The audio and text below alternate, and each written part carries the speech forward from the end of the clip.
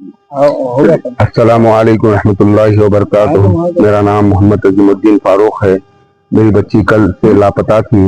इसके बाद पूरा मादाना पेट वेरिफिकेशन करने के बाद एसीपी साहब और सर्कल इंस्पेक्टर मादाना पेट बहुत जस्तजू करने के बाद आज घर के एक टंकी के अंदर 2000 लीटर की टंकी के अंदर बच्ची की लाश मिली।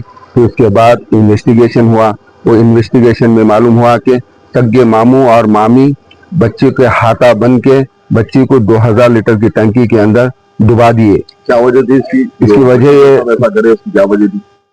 प्रॉपर्टीज का मसला था। ये तो प्रॉपर्टी का मसला था। ये तो प्रॉपर्टी की वजह से ये हरकत सगी मामी सग्गा मामू दोनों मिलकर करे, ये काम कर दिए। तो इसके अंदर आपको कॉर्पोरेट कौन कौन करे इसके अंदर? एरिया अली जनाब अलहाज अहमद बलाला साहब हल्के मलकपेट बहुत बहुत ताउन करे और फौरी जैसा ही उनको इत्तला मिली वो हाजिर हो गए और आके फौरी एसीपी साहब से मिले और एसीपी साहब से ये फरमाए कि भाई इनको इंसाफ मिलना जरूरी है और आप इंसाफ दिलाना जरूरी है और बहुत ज्यादा ताउन करे।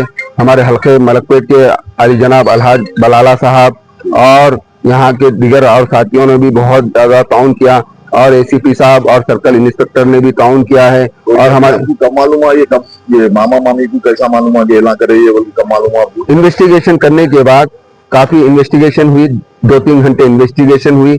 उसके बाद उनका जब उन्हें खुबले फिर डिक्लेरेशन हुआ। उसके बाद हमारे को ये बताया गया कि भाई ये है बोल के हमको हमारे सामने रखा गया। हम बोले कि ठीक है साहब, हम ये एक अदबन गुजारिश ये कर रहे हैं कि हम कमिश्नर ऑफ हैदराबाद साहब सीपी साहब से कि भाई हमारे को इंसाफ मिले और कड़ी से कड़ी सजा हो, उनको ऐसी सजा हो, ऐसी दर्दनाक सजा हो कि दोबारा कोई ऐसा हरकत ना कर सके कोई।